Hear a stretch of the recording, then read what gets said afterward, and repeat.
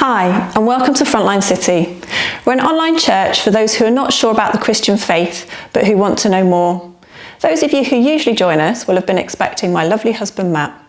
He'll be with us in just a moment, but we thought we'd shake it up a bit this week. My name is Sharon Edmondson, and I'm part of the team here at Frontline City. Meeting in person is proving a little bit tricky at the moment, but it's great to have you with us on Facebook Live. For those of you who are new to this live stream, let me give you some context. We're part of Frontline Church and we're based in Liverpool in the UK. And we're here to inspire you that Jesus is amazing and that he calls us to a life that's full of purpose and meaning. So please feel at home with us. Now, if you're watching this live, you can join in the comments below the live stream. Say hi and let us know what you think. Ask your questions and debate. All we ask is that you do it respectfully. If you're watching the replay of the live stream, you can also use the comments in the live stream as we do monitor them. You can also message us on the WhatsApp number shown on the screen. And we especially love it when you send us your photos.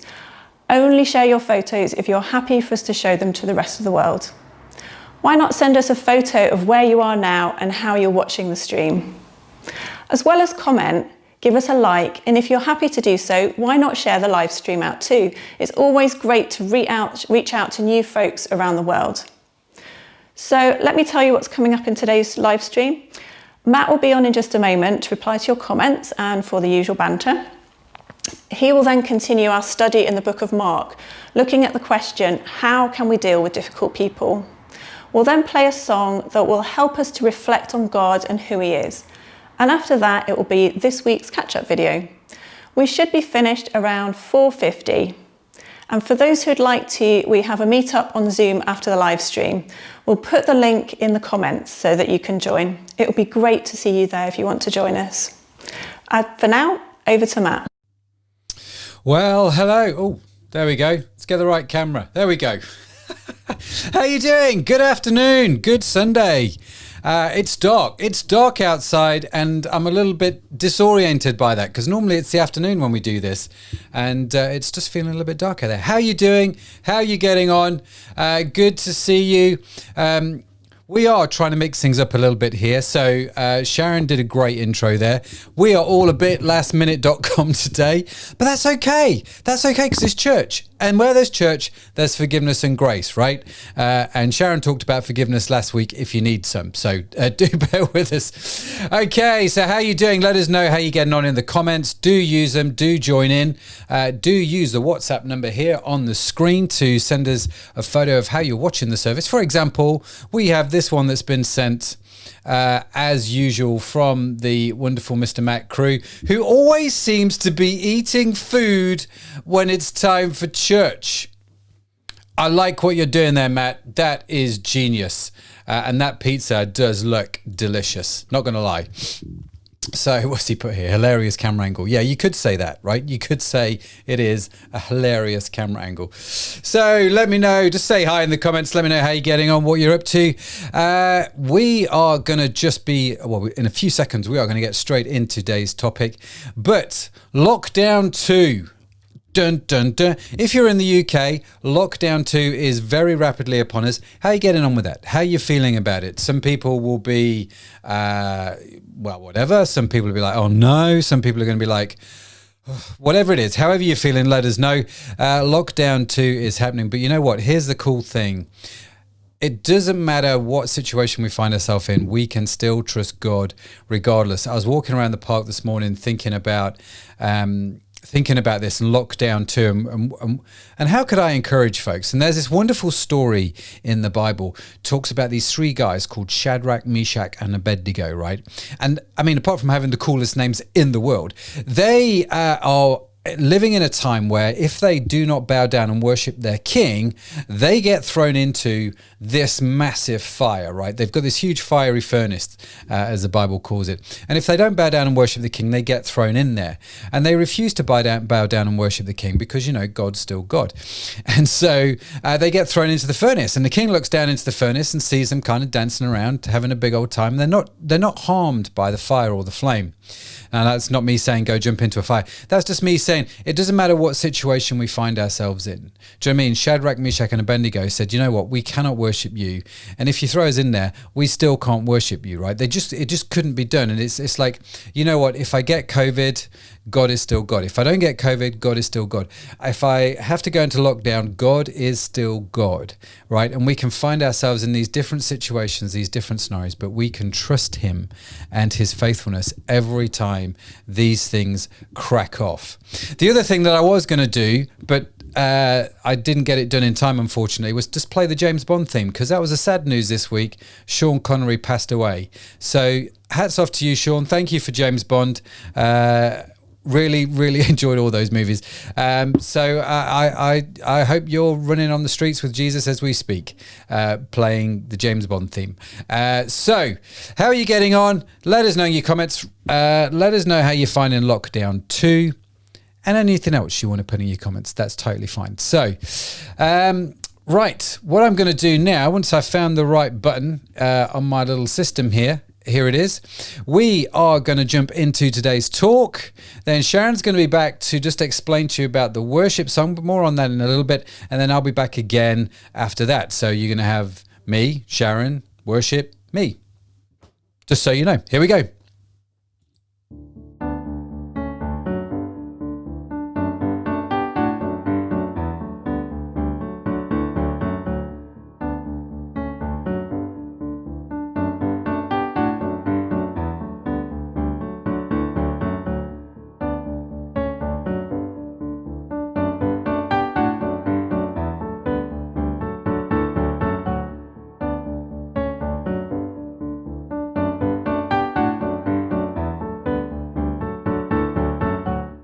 How do you deal with difficult people? I mean, this is a great question, isn't it? Because let's face it, we've all had to deal with difficult people at some point. Maybe, just maybe, we've been a difficult person. But you know, who knows, right?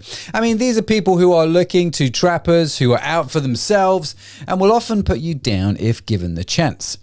Now, the good news is we are not alone in this. Jesus had exactly the same problem. So how does he deal with them? And what can we learn from him about this? What can we learn about how to deal with criticism, how to deal with the haters, how to deal with difficult people? Well, I'm looking forward to this one. So let's jump in and read from Mark chapter 11, verses 27 through 33.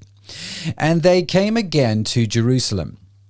And as he was walking in the temple, the chief priests and the scribes and the elders came to him and said to him, "By what authority are you doing these things? Or who gave you the authority to do them?" And Jesus said to them, "Well, I will ask you one question. Answer me, and I will tell you by what authority I do these things. So was the baptism of John from heaven or from man? Answer me." And they discussed it with one another, saying, "If we say from heaven, he will say, 'Why then did you not believe him?' But shall we say from man?" They were afraid of the people, for they held that John was really a prophet. So they answered Jesus, "We don't know." And Jesus said to them, "Well, neither will I tell you by what authority I do these things." Okay. So let's give this some context, shall we? There were 3 groups of people described in this story. We've got the chief priests, we've got the scribes, and we have the elders. And the scripture is referring to them as a group of leaders. And they're from something called the Sanhedrin. Now, the Sanhedrin were the Jewish governing body at the time. They were kind of like the main court, if you like. And they sat in Jerusalem. And if you like, these were the sort of the highest people in the land. They were both political and spiritual in their governing. And they, at least in their own eyes, were God's authority on the law. And Jesus has had run-ins with the individual groups before, right? But now, as a collective, they've come together. Oh, yes, the big guns are out. And they are doing this with one simple, clear objective. And that is to intimidate Jesus in such a way as to trap him. Now, they've already decided they don't like him. No. They don't agree with him, mainly because Jesus doesn't agree with them and they want to get rid of him, right? So these are clearly difficult people. They definitely fall in my definition, right? So let me give you a clear sign that you are dealing with a difficult person. Let's look at the question that they asked Jesus. In verse 28, they said to him, "By what authority are you doing these things? Or who gave you this authority to do them?" Right? They asked the question, but they clearly don't care about the answer to the question, right? And this is a sure sign you are dealing with a difficult person. I don't know if this has ever happened to you. It happens to me a lot. You get asked a question, but the person asking you doesn't really care about the answer. They have already made up their mind, and you have a sense maybe that they even have an ulterior motive in asking that question. I think that's what's going on here, right? Difficult people, they are not open to anything and they are out to prove a point, and usually at your expense. So what's going on in this story, right? Let's try and understand why these guys are being difficult in the first place. What has stoked their fire and got them so hot under the collar? Well, we read that actually Jesus is walking through the temple when these guys came and interrupted Jesus and asked him this question. And a few weeks ago, Jack asked, "Is it okay to get angry?" And he looked at the situation where Jesus overturns the tables in this temple, right? And he drives people out as Jesus, well, he's pretty angry about how they've all turned something so sacred and beautiful into something that robs people, especially the poor, right? So he runs people off. Now, what we don't read about in the Gospels is how the people making the money from the poor responded to this rebuke from Jesus.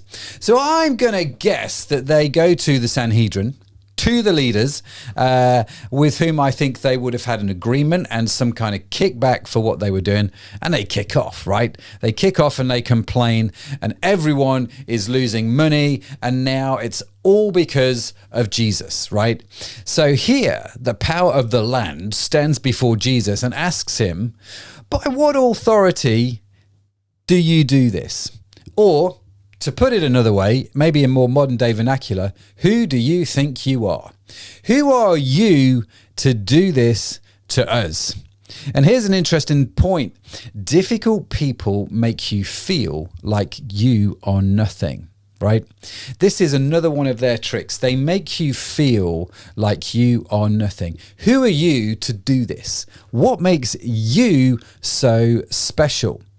Have you ever asked that question? Ever been asked that question? Maybe you've even asked yourself that question, right? So what I want to do is, in the Between Sunday video, I want to look at this question a bit more, because one of the key things I think we need when it comes to dealing with difficult people is a strong sense of identity. Okay. In verse 29, Jesus said to them, "I will ask you one question. Answer me, and I will tell you by what authority I do these things." You can hear the confidence in Jesus's voice, can't you? You kind of get the sense that he knows exactly who he is and where his authority comes from. Difficult people struggle when the person in front of them is confident in who they are, right? People with a strong sense of identity are hard to control. So do subscribe to our YouTube channel and watch this week's Between Sunday content we put out between Sunday, as this idea of identity is so important and crucial for us. When we come to Christ, our identity shifts to him, and our identity is found in him. And it is so powerful when we understand this, right? Now, Jesus knew who he was, he knew his mission, and he knew who sent him. And so how to deal with difficult people: have a strong sense of identity. Okay. And when you have a strong sense of identity, when your security is not based on what others think, something quite fascinating happens, as we are going to see in this story, right? So here's my next tip. How to deal with difficult people: avoid statements and ask questions. Let's notice that Jesus doesn't answer their question with a statement. No. He actually asks another question, right? Now, This may seem like a bit of political maneuvering, but it might not even seem like much on the surface. But it is quite a common leadership practice at the time of Jesus to do this, right? Which leads you to the question, why? Well, I have a theory about this. If Jesus makes a statement, then it becomes about who can shout the loudest to make their point, right? So think about maybe what the Sanhedrin chaps would do next, right? Jesus, who gives you the authority to come into our temple and overturn the tables? Jesus. God. Sanhedrin. Blasphemy! Yes, that's right. That's what happens, right, when you make statements. That's what happened when those that criticize you, the haters, the difficult people ask you a question. They immediately shout you down. They prove that you are, in fact, wrong, a complete and utter moron, and make you look foolish in front of other people. They've asked you a question to trap you with the answer, which is what they're trying to do here with Jesus. Jesus sees this, though, and he avoids it. And instead of answering with a statement, he asks a question. Yeah, I think this is pretty smart, right? Super smart. And it is a way, then, to deal with the haters, to simply ask questions. Let's take a slightly hot topic at the moment. Are you going to vote for Trump or Biden on Tuesday, right? Now, great question. We could answer this in one or two ways. I could say Trump or I could say Biden, depending on who is stood in front of me. This could ignite sparks and fires of massive proportions. But instead, when someone says, are you going to vote Trump or Biden? Maybe I turn around and say, well, that's a great question. Let me ask, what policies do you think are most important at this moment for our country? Now I have started a conversation, right?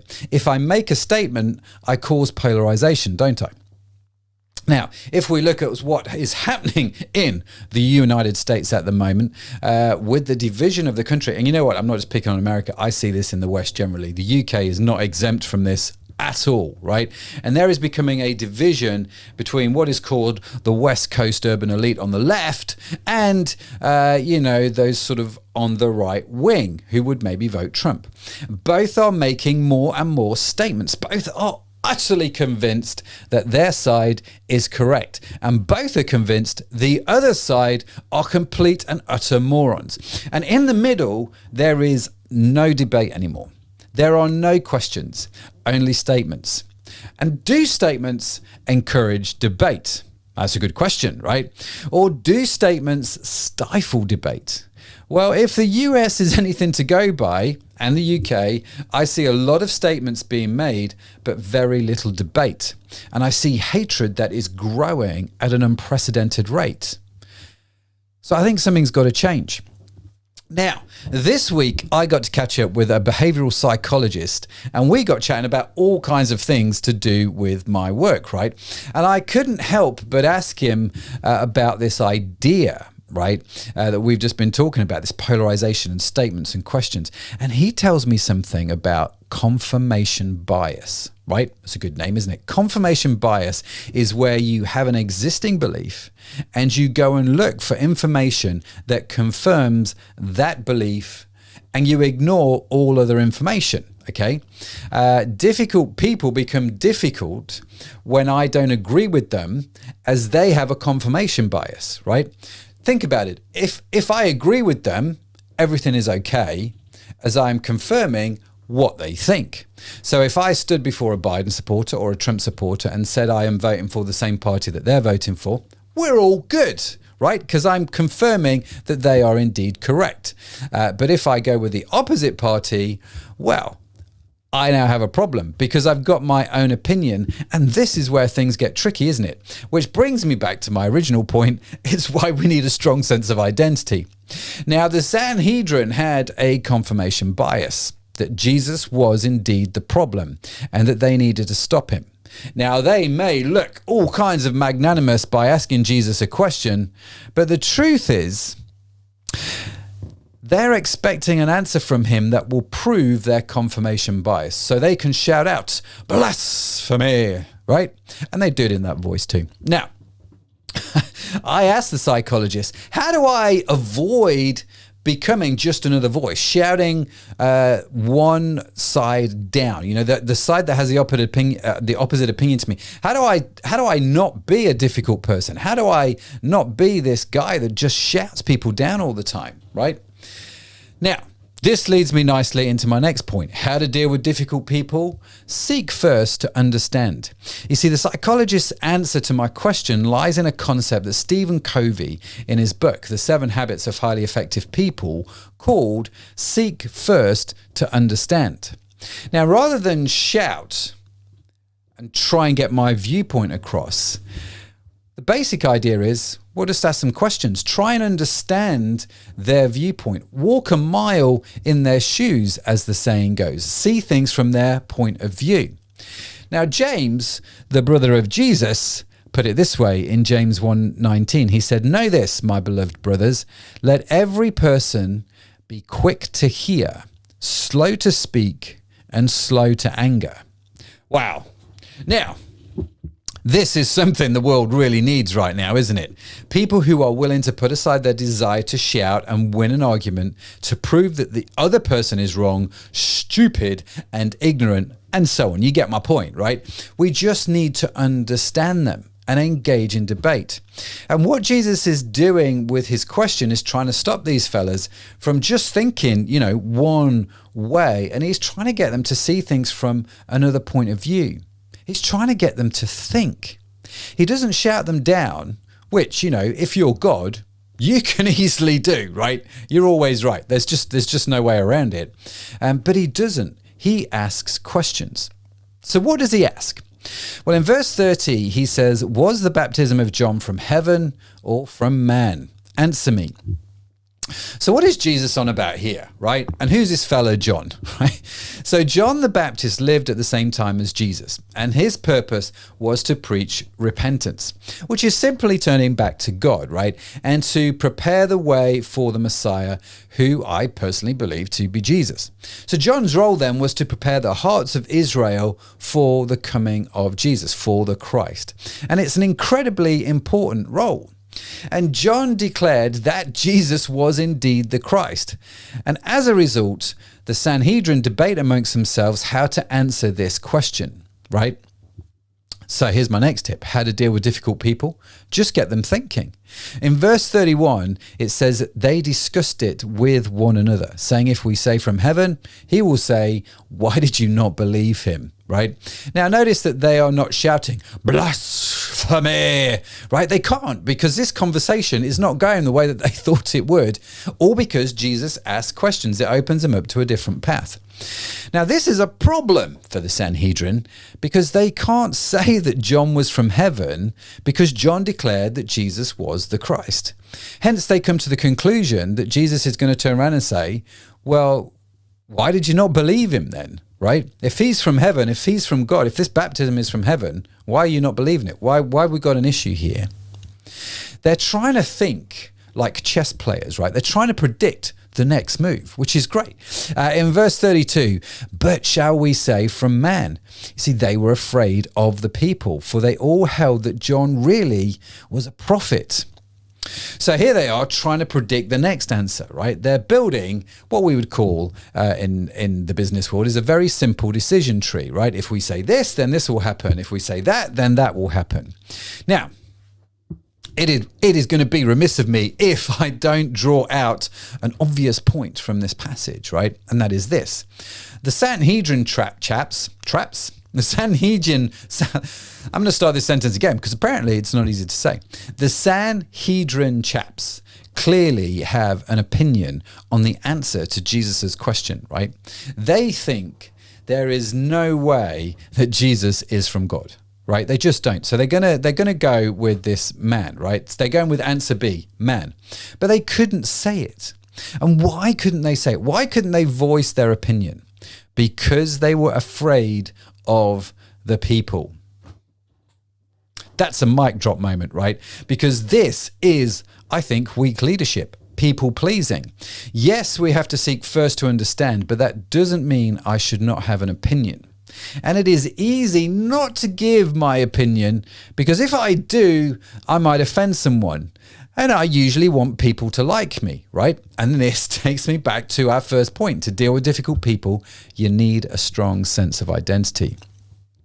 Now, let's go back to our hot topic of the moment, Trump or Biden. You know, we could get involved in politics, but it's often easier not to say anything, right? Because we like to please people, or we like to say the same things that everybody else in our crowd is saying. But as with all things, I think it's not just about the hot topics. It's often found in very subtle ways. So how often, for example, have you sat in a meeting at work and you have an opinion on something, but you don't say anything because the rest of the room is leaning a different way? You don't want to look foolish. You don't want your colleagues to think wrong of you. You want them to think well of you. You want them to like you, right? So what do? You keep quiet. It's an interesting one, isn't it? So here's my next tip. How to deal with difficult people. Find the truth. And we can, see, here's the thing, right? We can keep quiet because we're people pleasing, but we can also keep quiet because we are not sure of the answer. You know, one of the tactics of difficult people is to make a statement that sounds plausible, that almost, you know, sounds like it could be true. But it doesn't necessarily have to be true, right? It just doesn't. And this is why asking questions is so powerful. They help us uncover truth. Now, let me just hit the pause button here. To be honest, I don't have all of this down, right? Which is why I'm enjoying this teaching as much as you're. Sometimes I appreciate the loud, obnoxious one, right? Sometimes I am the one that cares too much about what other people think, and it stops me speaking up. Sometimes I make statements that stifle debate rather than asking questions. And you know what? I am good at coming up with things that may sound plausible, that sound like they could be true. And especially if I'm confident about those statements, right? It doesn't even matter if they are true. I just have to sound confident to validate my confirmational bias. I just have to think that they're true, right? But occasionally, though, I am aware of who I am in Christ. And I get this voice in my head asking me, Matt, what's the story here? And this, for me, is a great question that I try and ask myself a lot. What's the story? So let's take an example, if I may, right? People like Richard Dawkins write books and make statements like, science has disproved God. Now, I know a lot of people believe this statement because it sounds plausible, right? With modern science, it sounds like that there could be an element of truth here. But what is the truth? And what's the story? Do I just accept this as fact, or can I start to ask questions? Now, people have genuinely said to me in the past, you know what, Matt, you are a fool for believing in God. Everyone knows that science has disproved the Bible. Now, let me just clarify. I do not think people asking about science automatically makes them difficult people. I just want to clear that up, right? I love talking to people about this kind of stuff. I love it when you guys send in your questions and we engage in the conversations, which you can do to the WhatsApp number or through the website or via email, right? See, an inquiring person is very different to a difficult person. An inquiring person might not agree with me, and they may not agree with me on the topic of faith or politics or whatever it is that we're talking about. But you know what? We can still have a great conversation about it. A difficult person is someone who is sort of closed and is actually trying to make me feel bad about myself for thinking a certain way. So they may call me a fool directly or imply in some way that I'm less of a human being for thinking a certain way. They try and put me down. That is what I think makes them difficult people. Now, and that can be on any topic, not just, science and faith. So here I am. I can either keep quiet and let them walk all over me, right? And sometimes that may be the right thing to do.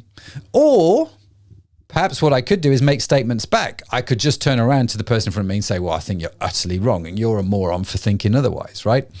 That's not going to get me very far, is it? Making statements back never works, right? They may even get angry. They may start to ridicule me, especially on social media, because people say stuff on social media that they would never say to someone's face. Have you noticed that?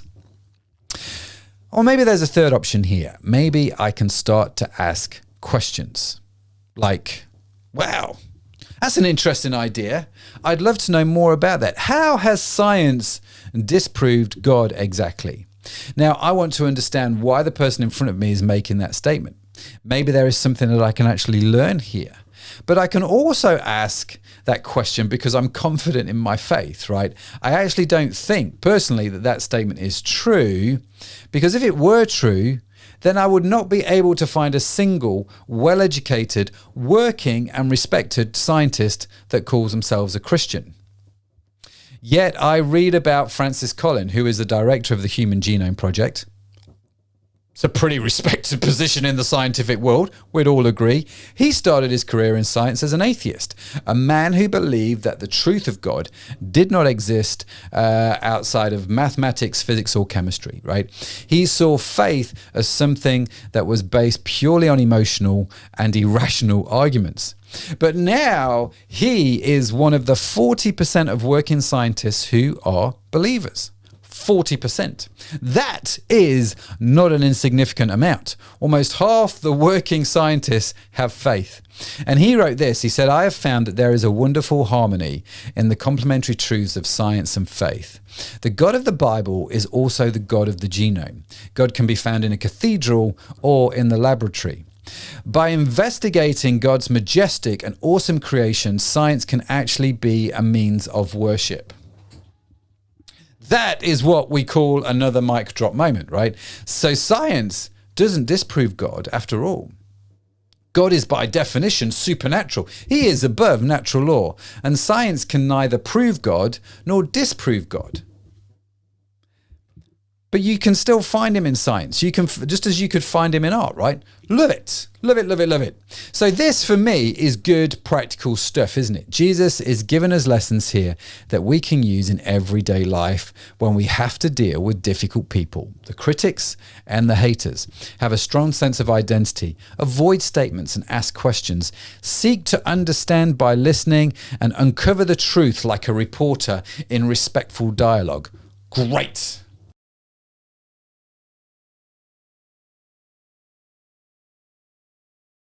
There is one other thing to ask here, and it ties in with Jesus's question.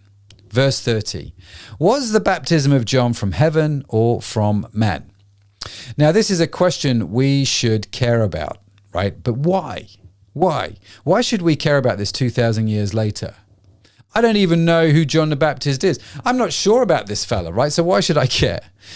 Well, totally hear you, right? So let's dig in, let's ask some questions, and let's find out the truth respectfully, right? So Jesus, by asking this question, I think, is subtly answering the question of the Sanhedrin. Who's giving you the authority to do this? And Jesus's question is he's kind of asking, well, did God give it or did man give it? In other words, was Jesus just a man, or was he actually sent by God? Now, if he was just a man, well, okay. Crack on, as they say. But was he more? Jesus actually claimed that he was also God. Well, is that true? And what are the implications of that statement if it is true, right? We know that Jesus, as a historical figure, lived and died. So the question is, I guess, did he die and then live? And if so, what does that mean? So you see, here we're asking questions. We are looking at evidence and we are uncovering truths for ourselves. And we individually have to make the decision, right? We have to make the decision for ourselves. So if you don't know Christ, then I would implore you to be that reporter, to kind of ask the questions, uncover the story. What's the story? Dig into it, find out. You might be amazed at what you'll discover if you do, right? So where's a good place to start with all of this? Well, let me give you some options, right? Firstly, we would love it if you continue to join us on our Sunday live stream as we continue to look at the life of Jesus and uncover these things for ourselves, right? We're adding more and more content to the website, so do stay connected with us. Dig into it. You can also get in touch with us and ask your questions. We had a question this week from a lady called Carol who got in touch and said, is he real? My heart believes, but my mind has doubts. Is this normal?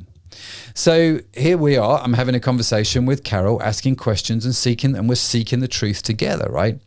By all means, be like Carol, get in touch, right? Contact us on the WhatsApp or through the website if you have questions. And there are also a number of books that I can recommend.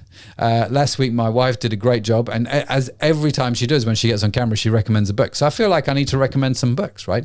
And I've enjoyed reading books like Cold Case Christianity, which is written by a US murder detective who set out to prove that Christianity was all nonsense. But he then started to look at evidence like a detective would. It's a really fascinating book. Or maybe you would like something that's a bit more meaty, like Evidence That Demands a Verdict, which is just an incredible book, right?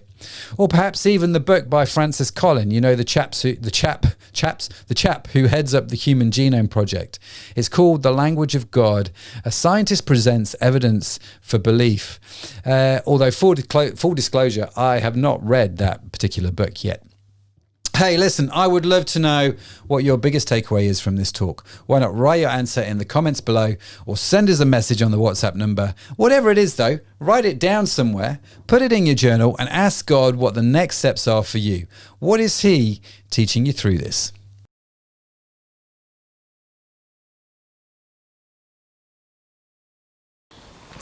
We're going to play a song now, and it's one that we've played before. It's called Graves to Gardens. It's a lovely song, and it talks about how we can search the whole world in different ways, in riches, in relationships, in the way we look to try and find fulfillment, but that actually our ultimate fulfillment is in God. If you're a Christ follower, use this song as a prayer to God, either just in your head, or if you feel able to, you can sing along with it. If you're not a Christ follower, just take this time to think about the words and to ask God to show you Himself through them.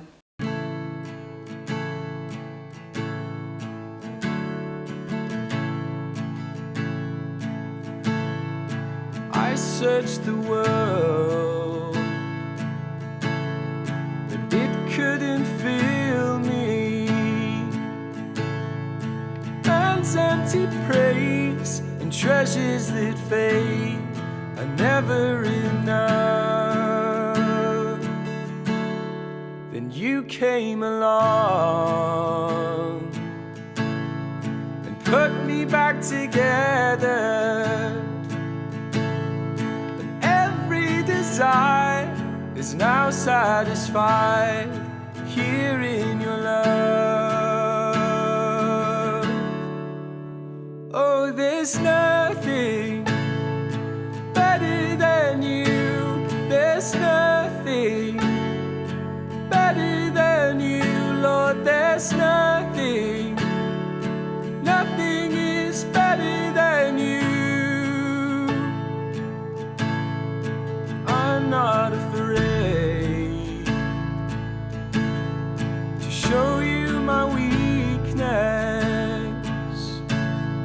my failures and flaws. Lord, you've seen them all, and you still call me friend. 'Cause the God of the mountain is the God of the valley. There's not a place your mercy and grace won't find me again. Oh, there's nothing better than you. There's nothing better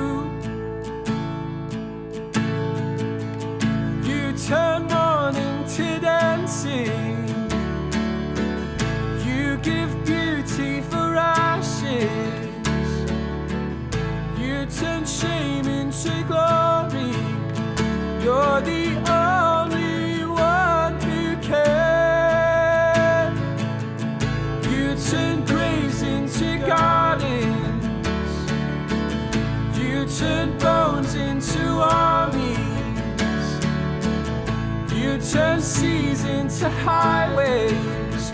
You're the only one who can. You're the only one who can. Oh, there's nothing better than you. There's nothing better than you, Lord. There's nothing, nothing is better than you. Oh, there's nothing better than you. There's nothing better than you, Lord. There's nothing, nothing is better than you.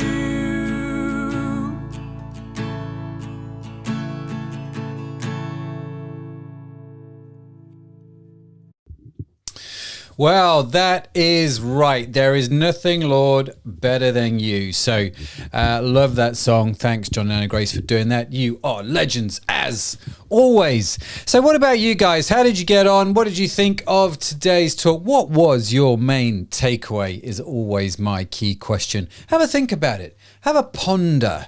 Have a moment. Now, before we get into the catch-up video, which is, one of the cool things we do every week, let me just mention a few things to you. Next Sunday's live stream is Remembrance Sunday. So we're going to do a remembrance service next week. So do come and join us for that. I'm totally looking forward to that. The Between Sunday videos that I mentioned, we're going to look at this week, we're going to look at identity. And Between Sunday is just content that we put out between Sunday. Hence the name.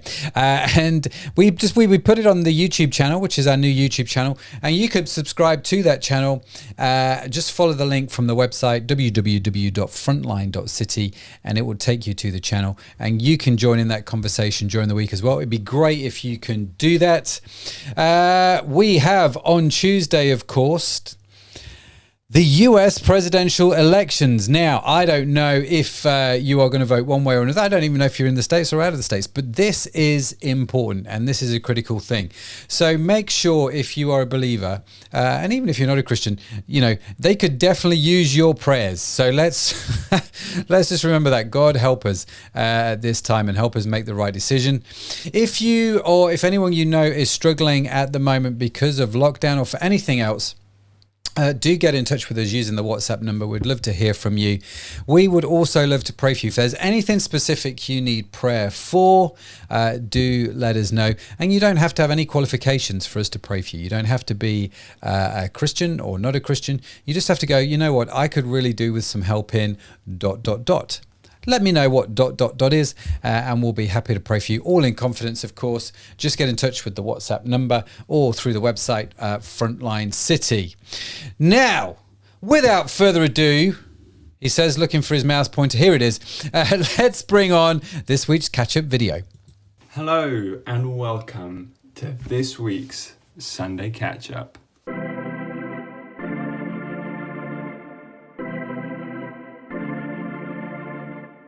Now, for those of you who don't know me, allow me to introduce myself. My name is Josh Edmondson. I am a second-year student, technically, at the University of St Andrews, studying theoretical physics. If this is your first time on the stream, allow me to just quickly explain what catch-up is. So this is the segment of the stream where we get to look at videos sent in from members of the community throughout the week, just to see what they've been getting up to during this time with all the crazy fluctuations in lockdown restrictions and rules across the UK. It's really just quite important that we keep up with what everyone is doing. Now, in typical fashion, I will kick things off. This week, I had my very first not my very first lab session, but my first proper lab session, which was, it was interesting. Because of all the restrictions that are in place, we couldn't have like a couple of hundred students going into the labs at once. So what they did, very cleverly, was they hooked up the experiment equipment to a bunch of electronic devices that allowed us to use this equipment online, so we could remotely control the equipment in the labs, which was really cool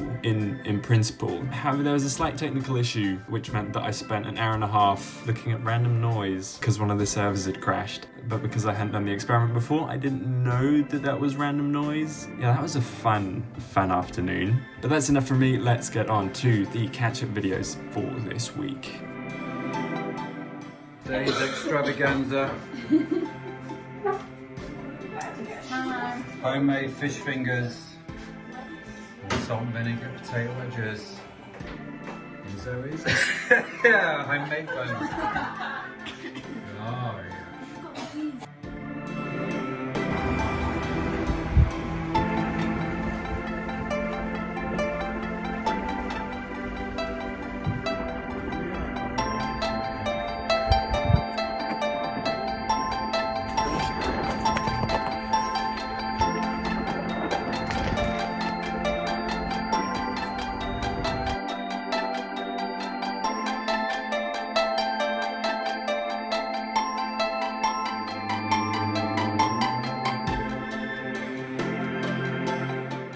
If you would want to see your video on catch-up, and we would love to have your video on catch-up, please send in like a video of something you've been up to during the week to the WhatsApp number that you will have seen throughout this stream. I'm sure my dad will point it out. Yeah, it's always wonderful seeing what you guys have been getting up to, so please do send in those videos. Thank you very much for watching. I hope you've enjoyed it. I hope you've learned a little bit about what other people have been getting up to.